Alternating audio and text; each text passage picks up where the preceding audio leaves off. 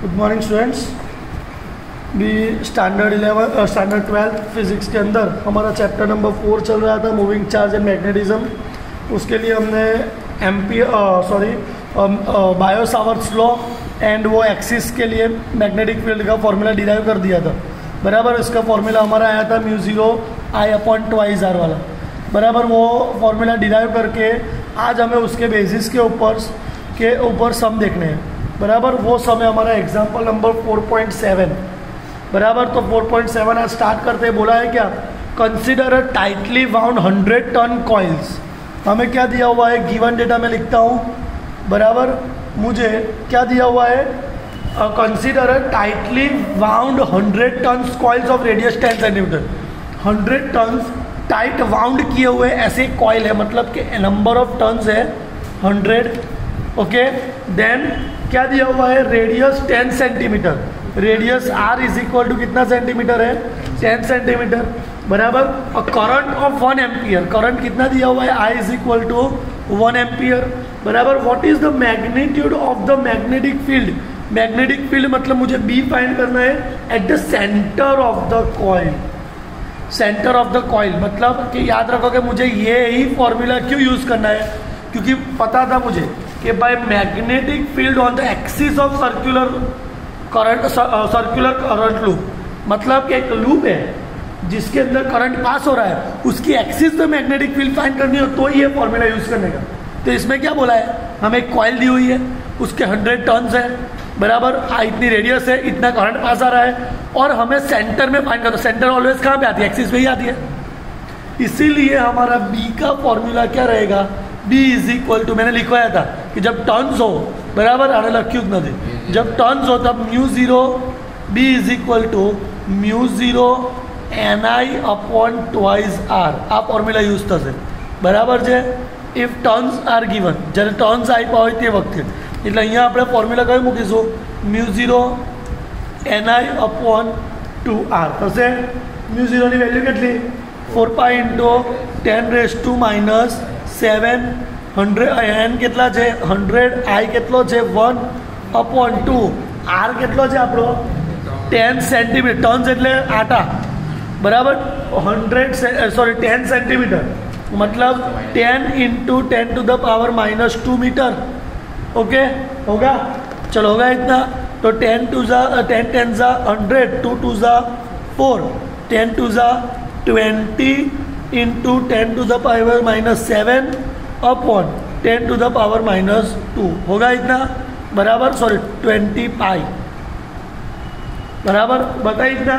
बराबर है, चलो अभी क्या करेंगे, पाई की वैल्यू कितनी होती है 3.14। बराबर है, पहले मैं लिखता हूँ 20 पाई × 10⁻² ऊपर जाएगा तो क्या होगा, × 10⁻5 होगा। बराबर, चलो therefore B is equal to, pi की वैल्यू कितनी होती है 3.14 मल्टीप्लाई बाई 20 मतलब 62.8 होगा इतना, 62.8 × 10⁻⁻5। एक पॉइंट पीछे ले लूँ तो b इज इक्वल टू क्या आएगा, 6.28 × 10⁻⁻4 टेस्ला। ये हमारा आंसर हो। बराबर है, तो इस तरीके का सम आ सकता है हमें। बराबर, अभी जो हमें आगे देखना है वो है बहुत ही इंपॉर्टेंट टॉपिक है, वो है एम्पियर सर्किटल लॉ। बराबर, नेक्स्ट टॉपिक है, उसका नाम है एम्पियर्स सर्किटल लॉ।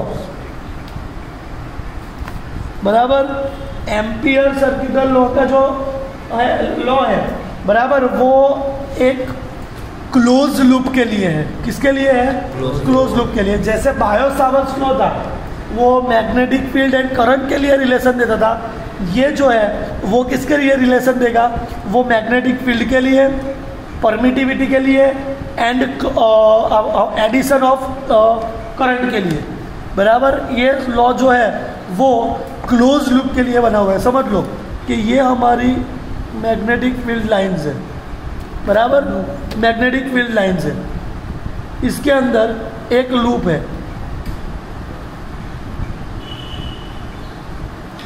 बराबर, ऐसा एक लूप है।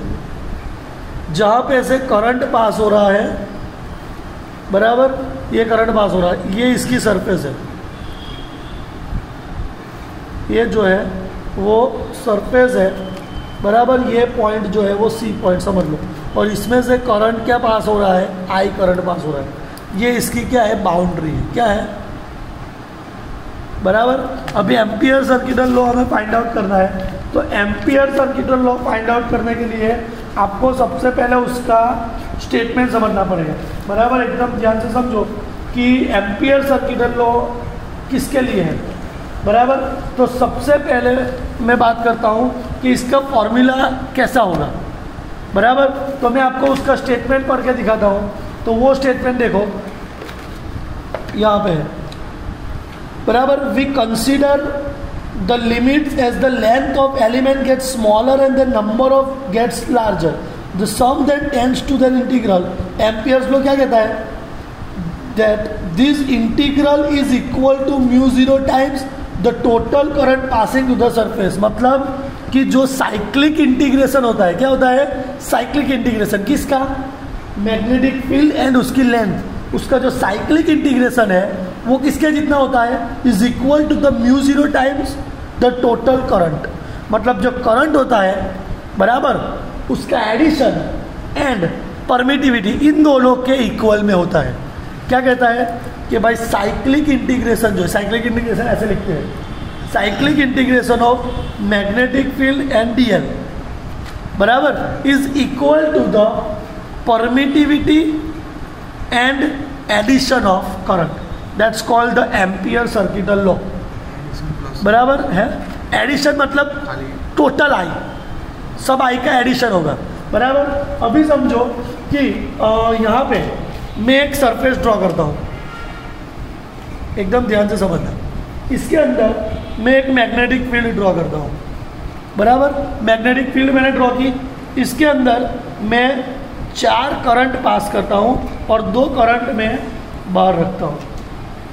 ये जो है वो अंदर आ रहे हैं, ये जो है वो बाहर निकल रहे हैं, I1, I2, I3, I4, I5 and I6, बराबर, I5 ये यहाँ रहा है, ये ऐसे जा रहा है, बराबर है, ओके। एम्पियर सर्कुलर लॉ क्या कहता है, it state that the cyclic integration of magnetic field and length is equal to the permittivity and total current, बराबर है। ये एम्पियर सर्कुलर लॉ कहता है। समझो कि इसमें कितने करंट्स हैं, 6 करंट है, लेकिन 2 करंट तो यूज में आएंगे नहीं, क्यों, क्योंकि वो मैग्नेटिक फील्ड के बाहर है। तो अंदर कितने करंट है, 4, I1, I2, I3 and I4। So I1 and I2 are entering in the magnetic field, so I1 बराबर एंड I2 दोनों एंटर हो रहा है, इसलिए मैं क्या लूंगा, negative. I3 and I4 are leaving the magnetic field, so I3 and I4 take positive, okay, हो गया पॉजिटिव नेगेटिव, बराबर। अभी मैं सबका एडिशन करता हूँ, तो I कैसे मिलेगा मुझे वो दिखना है। तो सबसे पहले I3 और I4 दोनों का एडिशन, I1 एंड I2 क्या है, so minus I1 minus I2 is equal to क्या मिलेगा मुझे, समेशन ऑफ, बराबर, हो गया।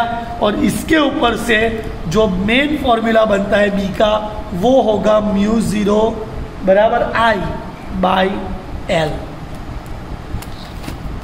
समझ में आ रहा है, L मीन्स लेंथ, 2 पाई R, बराबर म्यू जीरो की वैल्यू होती है 4 पाई इंटू 10⁻⁴, 4 कैंसिल हो जाएगा, तो वही फॉर्मूला आएगा mu zero I by 2R।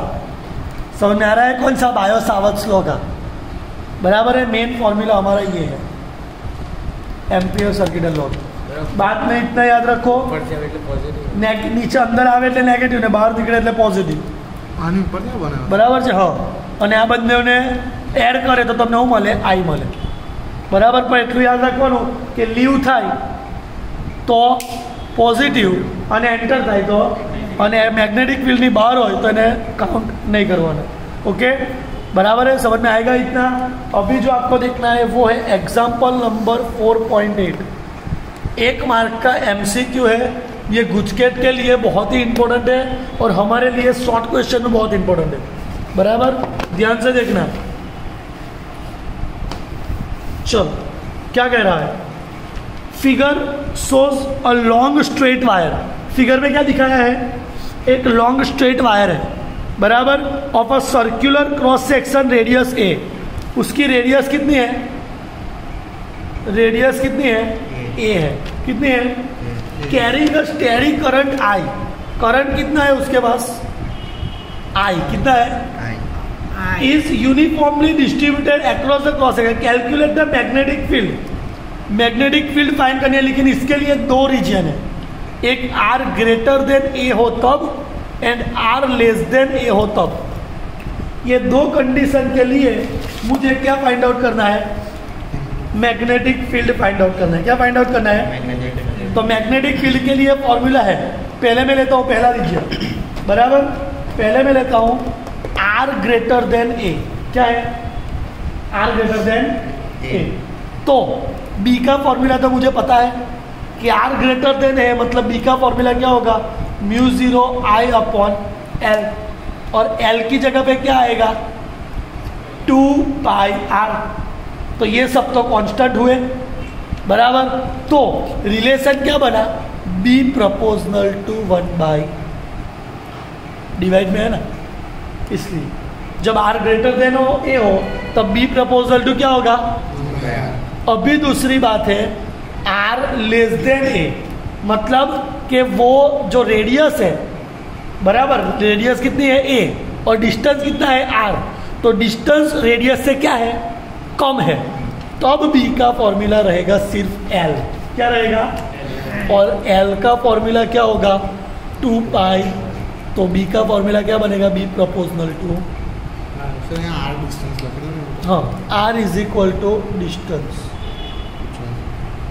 Okay, समझ में आ गया कि जब ग्रेटर देन हो तो 1 बाय आर होगा और लेस देन हो तब वो प्रोपोर्शनल टू आर होगा। ओके, तो ये आपका कंप्लीट हुआ। अभी कल से जो देखना है वो एम्पियर सर्किटल लॉ का यूज है। जैसे फर्स्ट चैप्टर में हमने यूज किसके पढ़े थे, 4 यूज आए थे। फॉर स्ट्रेट वायर के लिए यूनिफॉर्मली डिस्ट्रीब्यूटेड, कौन से थे, किसके लिए, हाँ, तो किसका यूज था, गॉस लॉ का। उसी तरीके से एम्पियर सर्किटल लॉ के 2 यूज है, एक सोलेनॉइड के लिए और दूसरा टॉरॉइड के लिए। वो 2 यूज पढ़ेंगे बराबर। देखो ये 2 आपके यूज आएंगे। सोलेनॉइड के लिए 2 डेरिवेशन है, इसके साथ 3 डेरिवेशन होंगे, ये चौथा डेरिवेशन, 4 डेरिवेशन, ये 5वां, 5 डेरिवेशन कंप्लीट हो गए बराबर। ये छठा, 6 डेरिवेशन है इसमें, चैप्टर खत्म। अभी 1 हुआ, कल से दूसरे 5 डेरिवेशन देखने हैं, चैप्टर खत्म बराबर। और वो 5 डेरिवेशन में से एक डेरिवेशन 101% एग्जाम में आता ही है। इस बार ये आया था गैल्वेनोमीटर वाला, आयरो आवेलो બરાબર। આ ડેરિવેશન નથી, આ સિમ્પલ થિયરિકલ છે, એટલે આવું આવેલું। પણ આ બહુ ઇમ્પોર્ટન્ટ છે આઈડો, એટલે આમાં ખાલી ડેરિવેશન જ ઇમ્પોર્ટન્ટ છે। બાયોસાવર્ટનો અને એમ્પિયર સર્કિટલ લો આ બંને 2 માર્ક્સમાં આવશે બરાબર છે, આવડશે। તો આજે આટલું કમ્પ્લીટ તમારે કરવાનું છે। Okay, thank you.